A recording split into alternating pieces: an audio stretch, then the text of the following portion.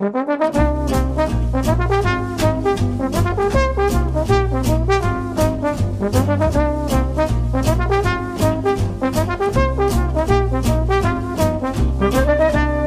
time around on Author's Corner, I am so thrilled to bring you the story of Wanda the Wind Turbine. I am fascinated by turbines. The first time I ever saw them was in Palm Springs, and now I'm so psyched to see them popping up all over the place.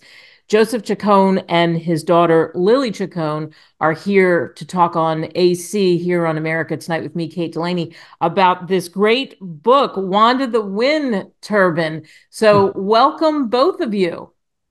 Thank you. Thank you. So first of all, Joseph, let's tell everybody your background, because I was blown away when you see how big they are.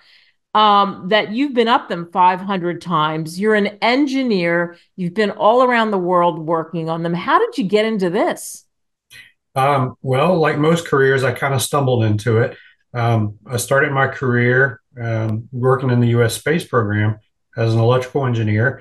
And then when the Space Shuttle Columbia accident happened in 2003, I started looking for opportunities to move back to the Carolinas, which is where I'm from. So an opportunity to get into the wind industry presented itself in 2005, and I came over in early 2006 and started designing wind turbines. What have you seen that's really changed in the development of them, and how many now and how many places are taking advantage of that wind opportunity and the renewable source? It's got to have grown since the beginning of your career. It has. I tell people that I came into it when it was probably a toddler, so to speak, or maybe a young child.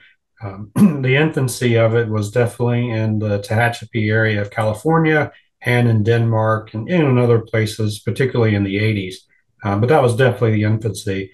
Right now, I would say the industry is still not quite fully mature. I mean, it looks mature and it looks like it's growing, but in terms of installed capacity and places where the technology can go, I would say it's probably like a teenager ready to get out of the house at this point. I like that analogy. So what made you decide to write this children's book? I have a passion for the trades, and I also have a passion for wind and power generation in general. Um, my first grandchild was born a couple of years ago, and just seeing him and thinking about the next generation. I'm getting a little older, right?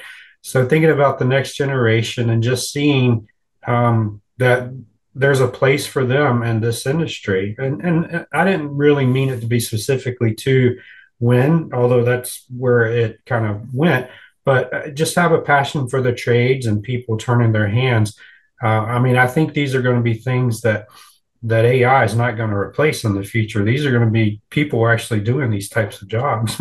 Yeah, absolutely. Well, we have your daughter Lily with us too, of course. And Lily, what was it like for you to, I mean, illustrations are a big part of children's books because no matter what age, you're drawn to the illustrations. So what happened? Your dad said, "Hey, you're a pretty good artist. How do you feel about illustrating this book?" How'd that all happen?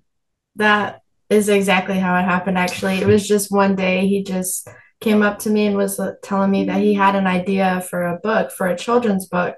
I think I was in the car and he called me, actually. And I said, well, I guess I'll do it. And then it all was downhill from there, I suppose. I love that. So, and again, the book, you can get it on Amazon, Barnes and Noble, Wanda the Wind Turbine. How did you go about making the turbine child enough but like a turbine, right? So if I'm not an artist, but if I looked at a turbine and your dad asked me to draw it, he'd say, "Oh, forget it, you're out of here." Because I mean, how did you visualize that?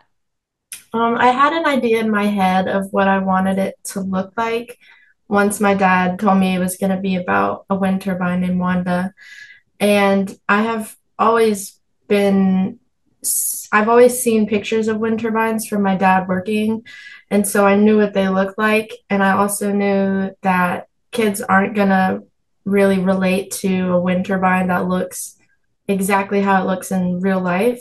So I added a nice face and some really big eyes and a bow on top of Wanda's head.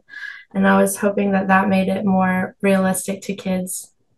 And then having to be able to pop it up here and there too, that makes it tricky, right? Yes. Luckily, the what I was using to draw, I was able to copy and paste once I had my main drawings down. I could copy it and resize it to whatever size I wanted it to be.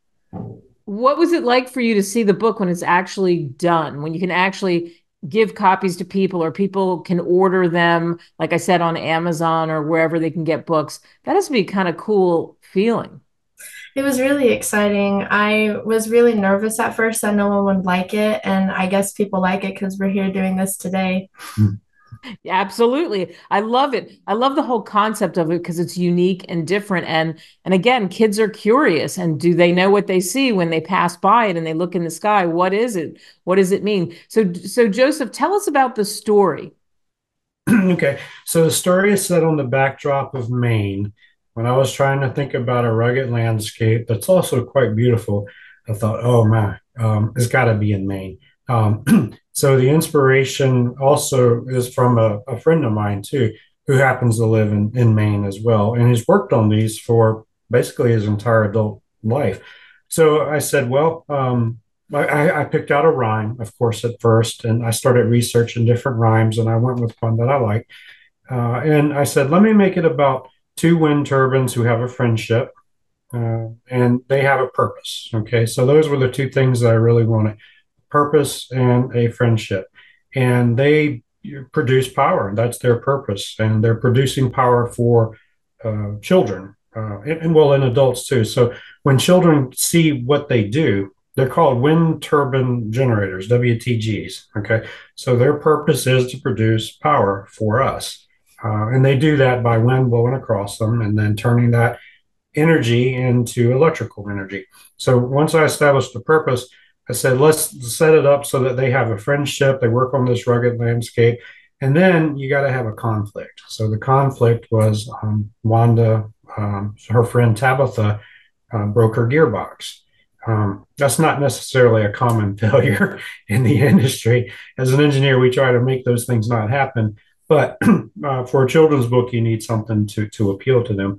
So the technician, Wes, he's kind of the hero in some ways, but he's meant to inspire the children to want to climb these things and work on them. So Wes goes up, makes the repair, and then they get back to making their power again for the children, there in Maine.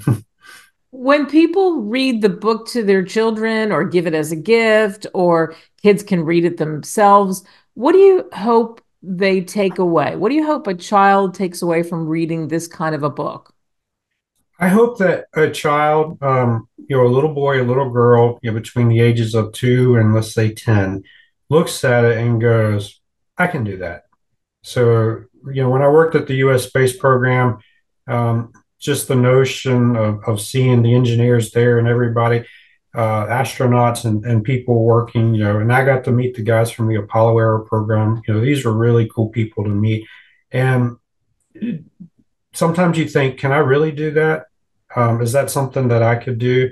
And I want to put it into children at an early age. Yes, you can. This industry is rich and growing and vibrant and will continue to grow. And I want the children to think, wow, that's something that looks fun, looks interesting, and I think I can do that one day.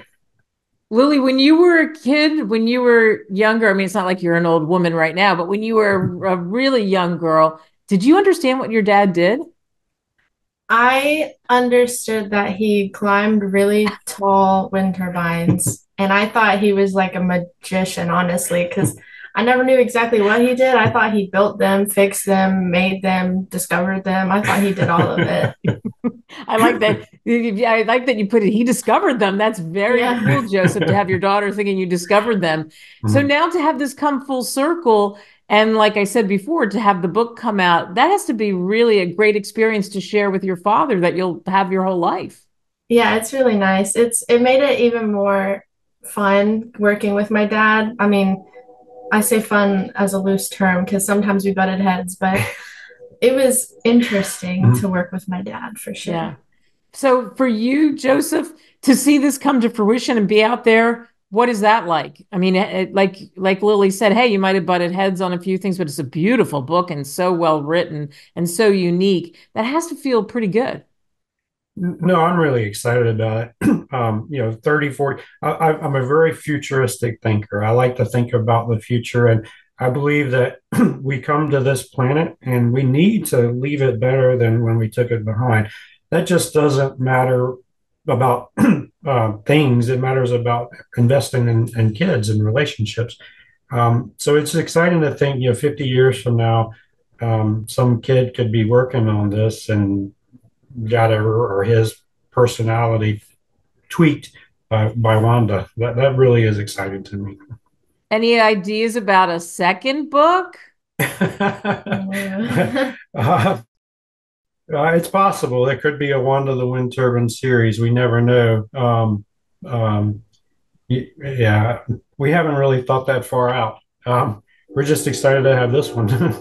Yeah, absolutely. It's a beautiful book. And like I said before, you can get it on Amazon, Barnes & Noble, wherever great books are sold. Thank you both and congratulations. Thank you, Miss Kate. Boy, it's so interesting when you think about wind power. You have to go back to the Middle Ages in Europe. The first records we have, historical records of it being used, was in England, and that was the 11th and 12th centuries. But when we look at modern wind turbines and you look at how they are, these turbines, Palm Springs, I mentioned it, and they're just huge to go past them in the San Giordino Pass and the San Bernardino Mountains. It's one of the largest and most productive in the U.S., and it made an impression on me. Stay with us. Visit us at www.greatwritersmedia.com. Email us at info@greatwritersmedia.com or call us at +1 877 556